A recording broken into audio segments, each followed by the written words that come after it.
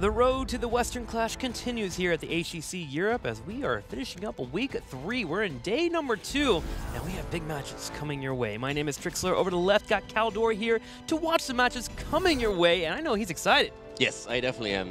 Yesterday was already awesome. Tomorrow we have more great matches coming, but today is probably the most exciting day of the weekend, to be honest with you. We have Fnatic now going up against Tricked in our first match. That already is going to be highly impactful for the standings. And of course, we are going to see Method later on playing as well. Yeah, Method taking on Zealots later on. Let's go ahead and look at the standings to get a feel for where our teams are. This is why we're starting to talk about the Western Clash already. A lot of our teams are kind of jam-packed in the middle. After yesterday's matches with Team Liquid and Team Dignitas, we're starting to see a little bit of separation. But Fnatic and Method can continue to catch up if they will. So can Tricked Esports, who's been a major contender the last couple weeks. Yeah, Tricked played some fantastic games. And of course, with Team Liquid losing to Diamond Skin, with Fnatic losing their series to Zealots, all of a sudden everything is up for grabs. If you listen to Dignitas, they say all the time that the one team they are a bit worried about, or that the one team they feel can take the series of them, is Fnatic, if Fnatic has a really good day. But Fnatic already struggled, and that series is yet to come. So Fnatic could suffer a second loss at the hands of Dignitas, so they need to make sure that they don't lose to anybody else if they want to be guaranteed to go to the Western Clash. Because we are already looking at a scenario where every single map win could determine over your fate if you go to the offline event or if you have to stay at home and watch. Well, before we jump into the Fnatic match, let's check out your entire day of Saturday. What matches can you wait around for? Later on, Method and Zealot will finish the day here in Europe, but North America will begin with Team 12 and Gale Force Esports facing off to end the day completely. It's Tempo Storm and Simplicity. Yeah, Team 12 going up against Gale Force. Gale Force with another victory yesterday looked a lot better than I expected, I have to admit. Yeah, I was always a bit surprised about the inside Kerosene that we saw. That was a bit... They have to have one weird thing. Lava Wave one week, Insight Kerosene the next week. I'm feeling it, you know, it's just a variety. weird spot. You see a Genji, you see an ETC on their side, and immediately you jump to the conclusion, okay, this is going to be an Uther pick. And then all of a sudden, I think they had Greymane as well, and all of a sudden it's like, no, we're going Insight Kerosene. And I was just like, wait, what? So... they still won, and they looked much better than the previous week. Team 12 is, of course, the favorite in that series, but I feel it's still going to be an interesting battle, having the two big names going up against each other. Well, speaking about interesting battles, it's time for Fnatic taking on Tricked Esport. We're going to jump in with our players and see what they think about the match.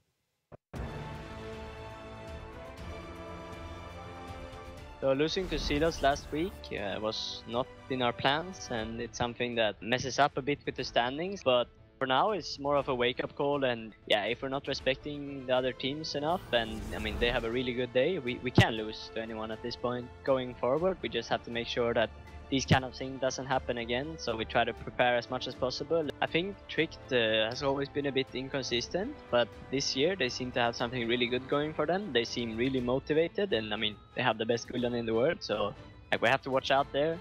But yeah, jokes aside, like, I think they've stepped up their game big time, so they're a contender for sure, making it top 4, and we just have to respect them and make sure we come well prepared, and hopefully it's enough if we just do our thing.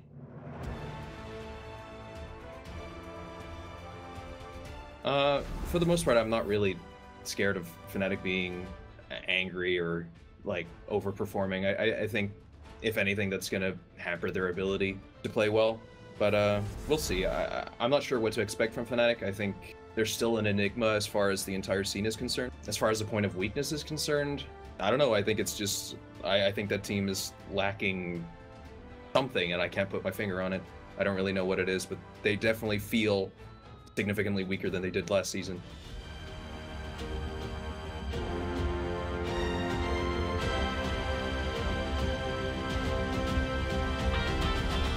Rimmer speaks about Fnatic feeling a little bit weaker than they were last season. I think a lot of people would echo those thoughts. Right now, Fnatic is a team that we expect to be a well-oiled machine. We've just seen them dominate so well in 2017.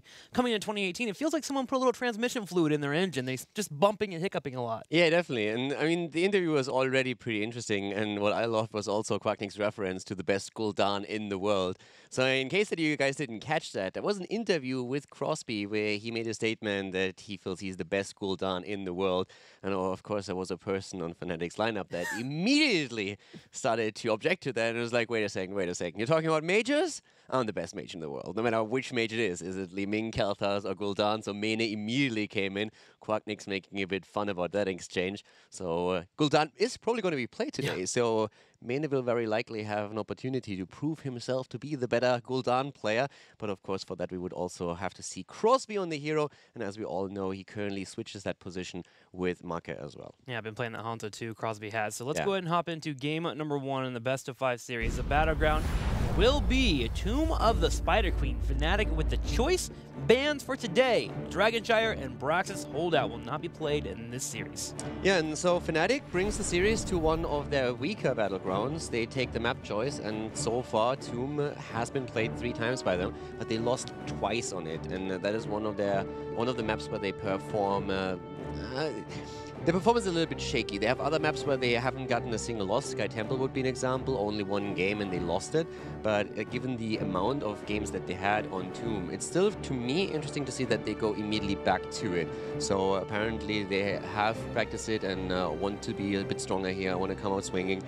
On the other hand, when we look at the bans, very traditional. Braxis Holdout is being banned once again, in this case by Tricked. This is the 4th time that they ban it, and we have Fnatic banning out Dragonshire every single series. Yeah. Interestingly enough, it also means that to this point, Braxis has not been played a single time. Not only in HGC Europe, but also including HGC Korea and HGC North America. Braxis Holdout has not been played at all. More Zerg. Yeah, most played map right now is Infernal Shrines, actually. Wow. Well, moving into the series, I will be keeping an eye on one player in particular, and that is Bad Benny. Bad Benny, I feel like, has been in odd situations lately where he's been getting picked off in really rough spots when it comes to Fnatic and the lineup. And it's been forcing them to go into these weird core all-ins that have none of them a few wins for sure. But when you go from someone like Wubby on Fnatic and go over to Bad Benny, you see that there's a bit of a transition issue that's been a little bit hard and rough on him. Getting picked off a lot on that Leoric in the last couple weeks. So I want to see if he's continuing to improve in that role. Obviously, he switched from main tank to play the top laner or side laner. And I just want to go ahead and keep an eye on him and see if he continues to improve week out, week in. Yeah, for our next game here, it's already cool to have Tomb because this is the one map where the ban pattern of Trick breaks off. Since they ban Abathur on every single map with the exception of Tomb of the Spider Queen, and so this time we're seeing Chromie being banned out. The last time they played here, they banned out Malfurion on the first spot. We see Fnatic respond with a ban on Tracer, who has traditionally been a hero that is getting a lot of play on Tomb as well. So. Yeah. That leaves us with a lot of heroes open that we usually see banned out. Genji again could be played here today. We have also the opportunity to once more see Hanzo. And especially on the matter of Genji, I want to highlight real quickly that Genji, while being banned most of the time, he actually has only been played 8 times in Europe, and he lost 5 out of those 8 games. So Genji currently has a 38% win ratio in Europe. Not really something to write home about. But again, he is very versatile and he can put a lot of pressure on the lanes, on Tomb of the Spider Queen in particular, because of quick rotations thanks to his trade. So that's something where Trick might opt for him, but nope, they go for Hanzo. Part of the issue too is that Genji never gets Uther on his team with him. There is a chance here though for Fnatic to have the Uther in tandem with the Genji if they want to pick it up here. Being able to take that away from the opponents is wonderful, but also stop Genji from being completely stopped in his tracks. They decided to go Grey Mane and Malfurion though. Genji not even in the top 3 here for Europe on Tomb of the Spider Queen. There's another hero that we also have to pay attention to a bit later during the draft, and this is Tyrael. Tyrael, of course, came in this week with a rework. And just to give you guys a bit of an idea how popular Tyrael is at this point.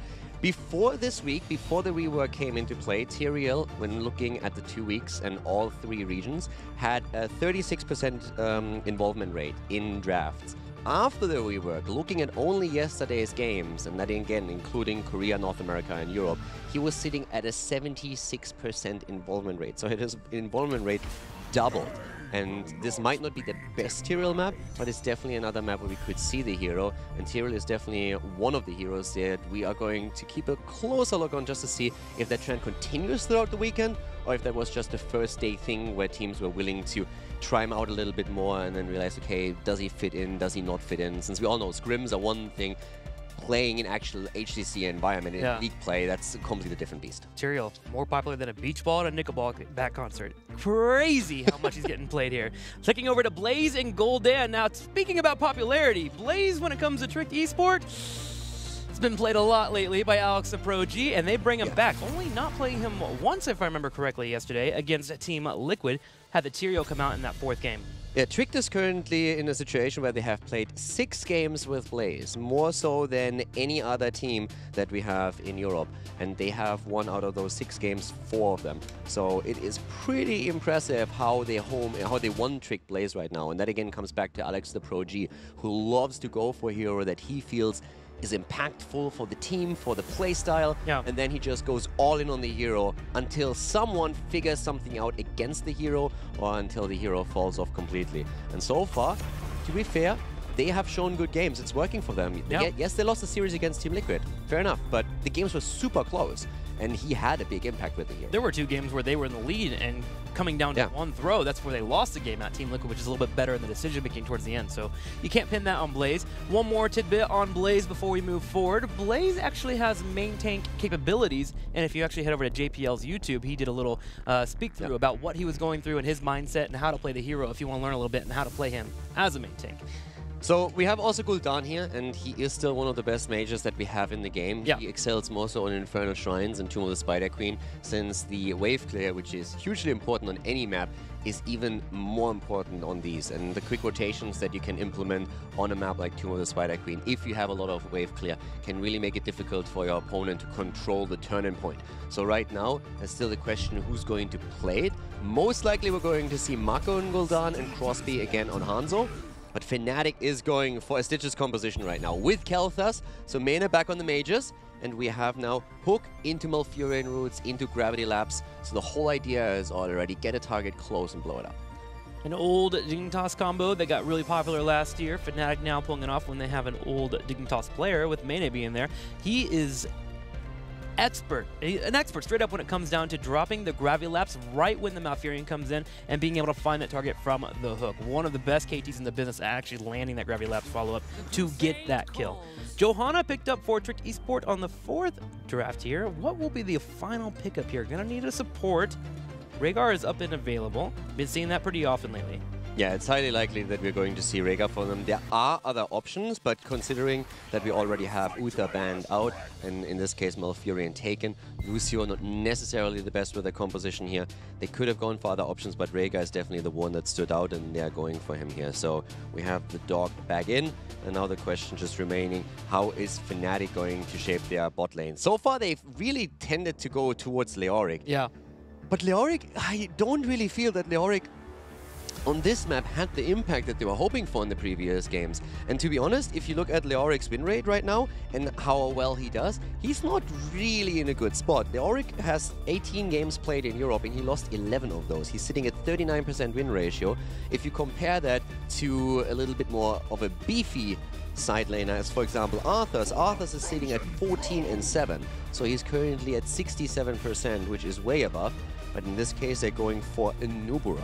So they have to shape up the bottom lane a little bit differently, but it offers them more aggression. Yeah, it gives them a little bit more aggression, but also gives them disengage in case they mess up the initial combo of the hook into the Malfurion route and KT getting the kill. Nuburak can peel back with his ability to drop down in the Impale, or if he needs to, drop in a web. So a nice little shoe in there here for Fnatic to make sure that their composition is pretty well rounded. I really like what they have, because now there's several layers to the composition now. Traditionally, when you play Stitches, one of the big win conditions that you have is you try to isolate a target and you try to kill it immediately. This is where burst damage comes in. That's why Greymane, for example, excels. Oftentimes we see it also with a false stat, because the idea is you hook, gorge, and then you gust the rest of the opponent's team away, kill the target, and then you fight a 5 versus 4. In this particular setup now, they don't have to rely on Gorge. They can actually play with Putrid Bile, so they have a couple of options.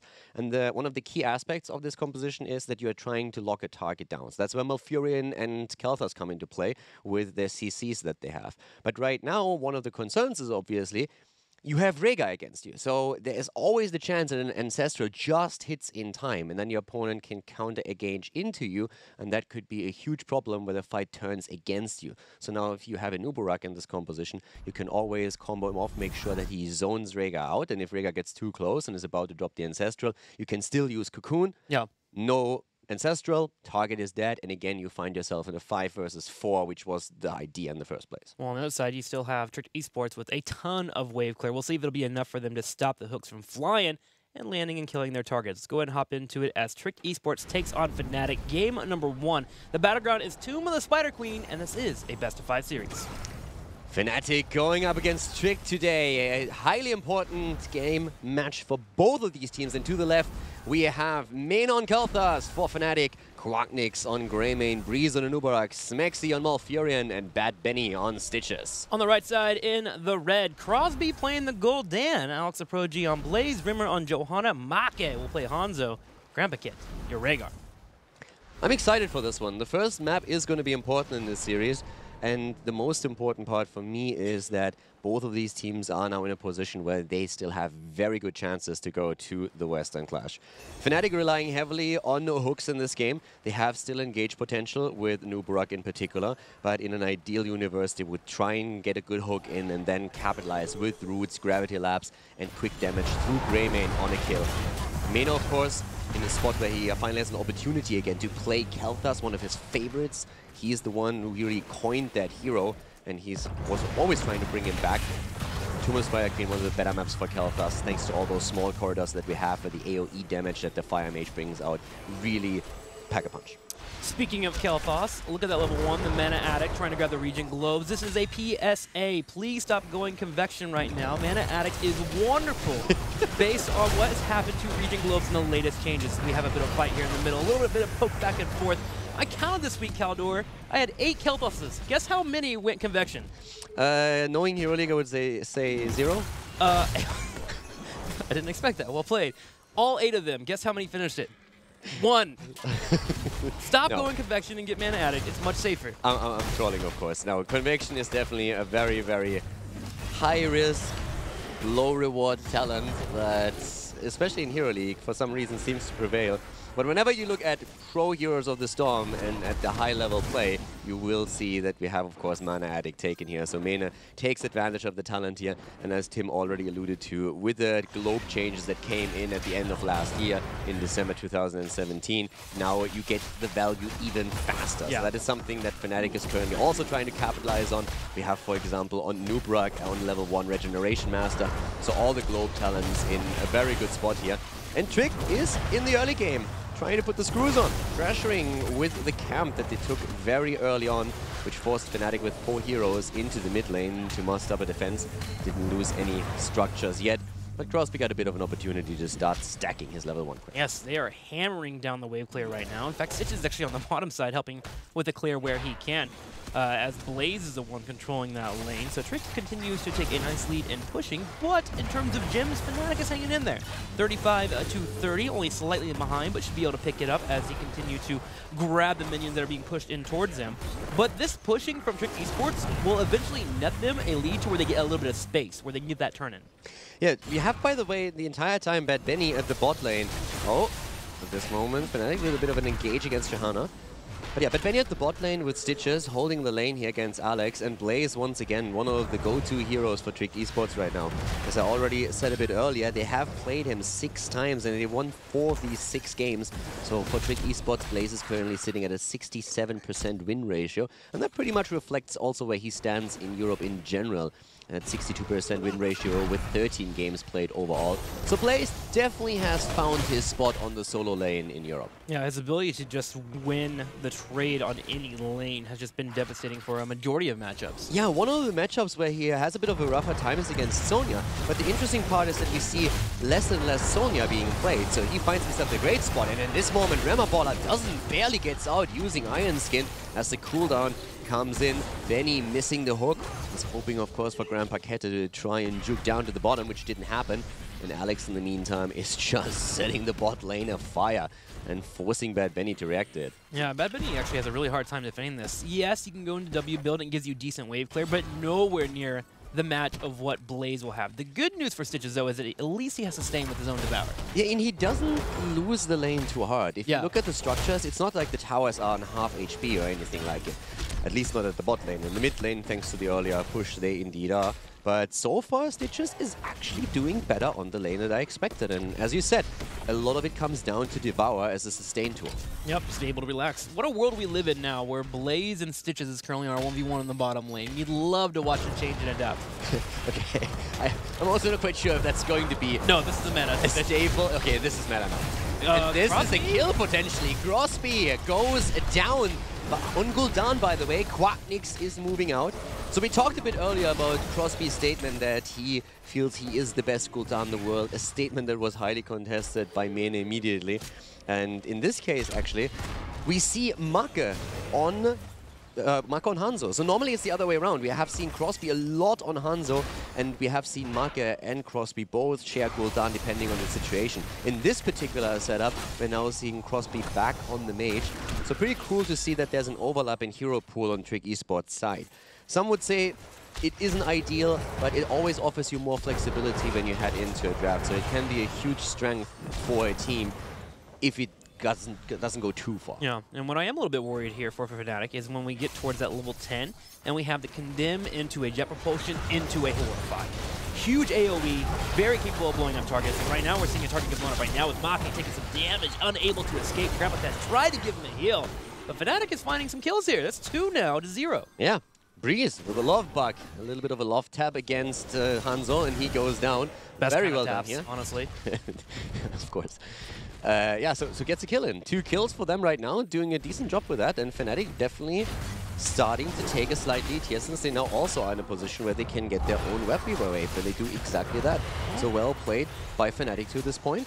And let's see how much they can get out of the web weavers. Based on how comps line, I kind of expect Fnatic to be able to get a couple of kills in the early game. That's where they take their lead. Trick should be able to defend the push, though, from the web weavers with their wave clear that they have between Blaze, Johanna, and Gul'dan. We'll see if Fnatic can open up the wall a little bit much so. They want to get 10 here and follow up into a second turn-in when possible, or at least move in for a fort. So here we go. Night Camp's grabbed in the middle. Trick Esports will allow that to defend for now while they turn their attention towards the top. And keep in mind that Fnatic has the tools of aggression with the Nuburak. Nuburak is one of their most successful heroes.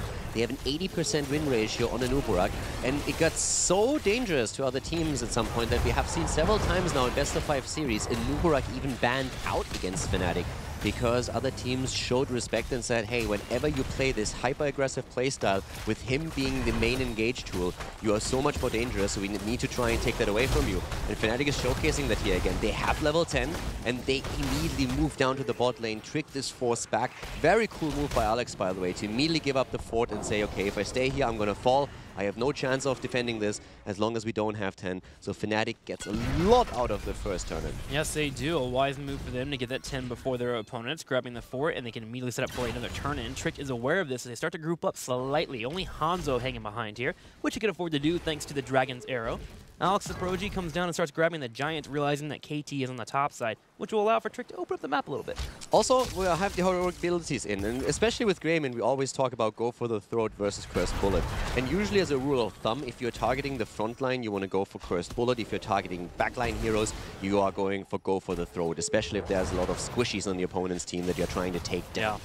In this case, though, you highly depend on Stitches getting hooks and then blowing the target up. So the idea here is with Cursed Bullet, after the hook lands, to open up with Cursed Bullet and Lockdown and then immediately jump on the target. So when you want that blow-up potential, Cursed Bullet definitely the one to go for. Yep.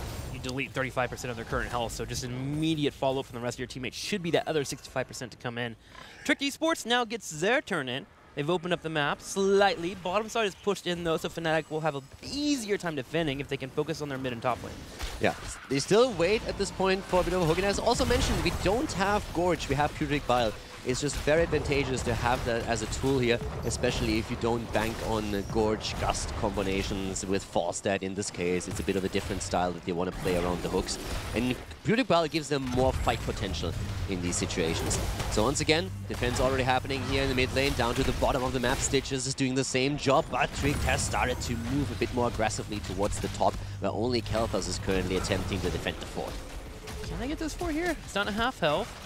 We do have Trick having Blaze in the top side, and he's working on the fort up there, but KT's there for defense. Mana Addict just finishes up too, so KT can be a bit more aggressive now that he has a shield. And all said and done, Fnatic defends well. Then Trick is going to try and probably turn in again. But let's see if they can do that. Here comes the bunker. Okay, they're trying to get the roots in. Very well played with Malfuri in here. Cocoon is already out. They go for Alex. Rema in the back. Alex low. Ancestral hits. And here comes the Horrify. A defensive one, though. Not able to be aggressive with it. That Benny can now start on his own turn in. Fnatic pushes Tricked back and is close to 13. This is a perfect opportunity for them to turn in and push with the talent advantage. I just learned something there, Caldor. Alex Aproji on Blaze just showcased what Blaze can do when he's rooted. If he has a bunker next to him, he can actually overlap the root that comes in, jump into the bunker, and get out to stop that duration. Doesn't matter though, as he gets picked off, losing health. Oh my gosh, he's still alive. Finally falls. Yeah, Malfuri with a great job here, using the deep root talent on level 7 to completely block off the escape path of Alex, and that's the kill against Blaze. The 13 is here, still Fnatic with the attempt to turn in. They need to be careful since there are also enough gems on the side of Tricked, so they immediately move to the top turn-in spot and make sure that they're not getting it. Bad Penny already with the attempt to get another hook in, but Rema Baller already anticipating it and moving to the left before he goes back to safety. Yeah, Trick being a little bit careful here, being in a 5-4 scenario is difficult already against the Stitches composition. See, disengage, stay near minions to make sure they don't get hooked in. Fnatic getting the turn in though. Will be able to start moving in. They have Stitches already in the bottom, cleaving out, and that will go towards the keep wall. But even with the missed hook, you saw immediately that Smexy put down the roots, and that's something that you always have to do. If you're playing with the Stitches and you're a support player, you're Malfurion, you don't want to wait until the hook connects with the target. Once the hook starts flying, your roots need to be on the ground, so in case a target is hit, it gets locked into place. So Smexy with perfect follow-up here, and eventually Bad Benny is going to have that perfect hook, and then the follow-up should be there. Right now, on the other hand, once again, we're having a bit of action here at the bot lane. Horrify being used once again, but without anything happening here. Rema Baller gets the Ancestral as the bunker is once again on the ground. Guapnik's already low, and we also see Smexy about to fall. He barely gets out here as Alex is chasing them. Bad Benny with a Putrid File covering the retreat as he moves out and repositions himself for another potential hook. Quite a splash of damage there from Golden, almost getting those kills. The issue, though, is that they didn't get a kill, and now Fnatic has their bottom and top side pushing in with these web weavers. The keep wall is broken and busted. Top wall lives for now, but Tricked Esport did take a bit of damage there. Great rotation by Fnatic into the middle now, though. They didn't take the fort down, but once that they saw Tricked reacting to the web weaver push at the bot lane, they immediately collapsed onto the mid fort and dropped a lot of the hit points. Once they realized, okay, Tricked has now completely killed off every single unit at the bot lane and is probably starting to make their way over, they simply backed off. But that was a nice amount of extra damage they could put onto the fort. We do have heroics up again soon for Tricked, and they also have a turn-in. They have almost 2 turn-ins available. Knowing this, they have Rimmer positioned in a spot to force a fight. There it is. Alex Koji goes in, Condemn coming out. Also the Busted Shield are going straight from Malfurion with an arrow following up. Unable to get the kill, but they jump in the bunker to stay safe. Arrow hitting 2 here, and Phoenix comes out by Mena, trying to delay the turn-in for a bit longer. With the fort still around, Fnatic hit tap at the fountain, and that's exactly what they did, and immediately pushing forward once again. Now we have the mid lane still pushing in thanks to the camp, but keep in mind that Fnatic is closing in 16. Rema Baller wants the turn-in, and he gets it. Crosby as well. That was important for Trick. If they don't get it here, they might actually lose out completely, but the death of Hanzo is putting a bit of a dent into the plans of Tricked Esports. They're on the escape again as Rema Baller is getting low. Quacknix wants to go in, and here comes the Ancestral. Thrown out by Rhaegar in the nick of time. Grand Paquette once more with the save. Still, Hanzo falling there. A mistake from Tricked Esports. Oh! Is it going to be easy to go with? And now Sparky gets hooked. He jumps into a bunker. Can he get out? He jumps back in. More armor popping in. Grand Paquette has the heals. Able to survive for now. But still, the Web Weavers in the fight makes it a little bit more difficult for Fnatic to continue chasing. And can I just say that Alex absolutely knows how to play that hero? He is doing so well. He's adapting so much also with his heroic ability to the map and to the opponent's composition, switching between combustion and the bunker. And it's really difficult to take him down or just in general to put pressure onto him. So Alex with a huge impact in these games, and it really showcases why they are so fixated on playing with Blaze on the offlane. It works well for them. Yeah, especially when you're considering that he's playing around the cooldowns of his Rhaegar too. He got the shields in from the level 13 on the Rhaegar, and then between his jump-ins in the bunker and the heal. Cocoon comes out for Breeze. Root also following Hanzo. up. Hanzo. Hooked and dead. Han who? Dead immediately. Hooked and go down. Alex also in trouble. Jet Propulsion gets him out of there, but Rema Baller, he's in trouble. Even with the Iron Skin that he uses, that's an issue. And we see Crosby trying to save him somehow with a quick Horrify, but that was already too little, too late. At this point, it's a quick boss call for Fnatic. They're now in a 5 versus 4 situation, and a Talent up, an easy call for them.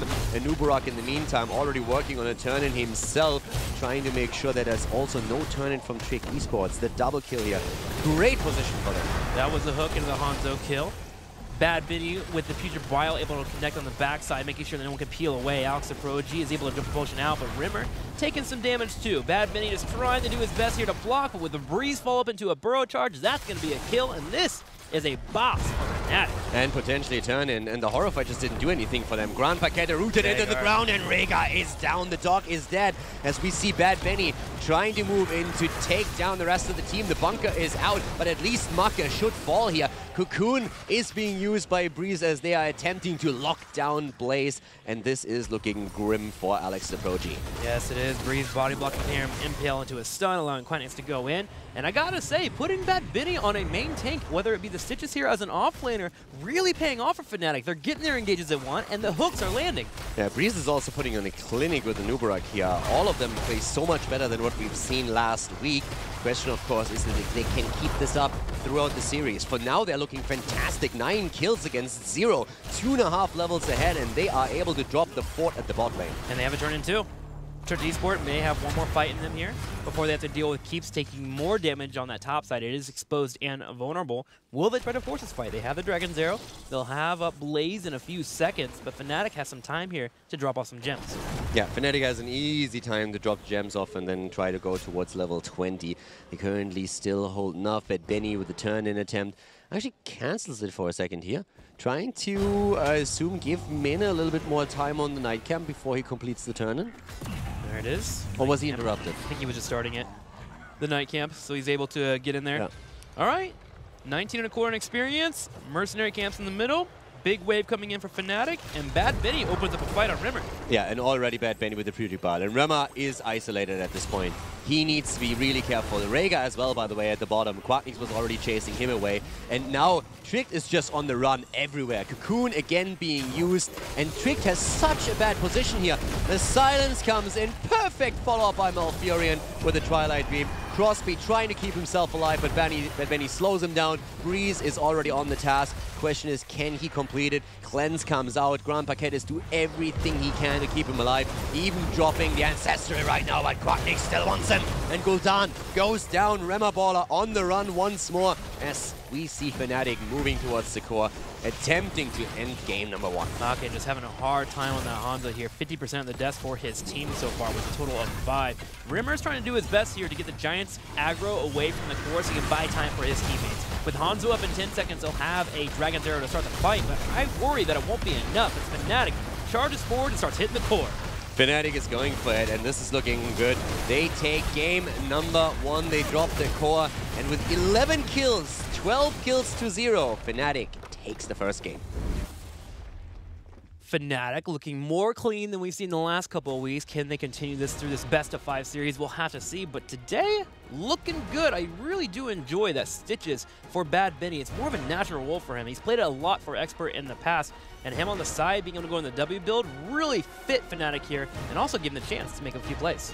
Yeah, I still wouldn't overvalue one game. Yeah, so totally. It's one map. It looked strong, but Fnatic had some problems where on one map they looked fantastic. On the next one, when the draft didn't perfectly fit them, they were in a bit of a rough spot. But I absolutely agree with you that the composition that they were running really catered towards their playstyle. So that looked really good for them. They had options to sit back, wait for the hook. Then they also had the engage potential that we saw with Nubarak, where Breeze was going into these fights. So definitely a lot of these aspects where that can work out for them.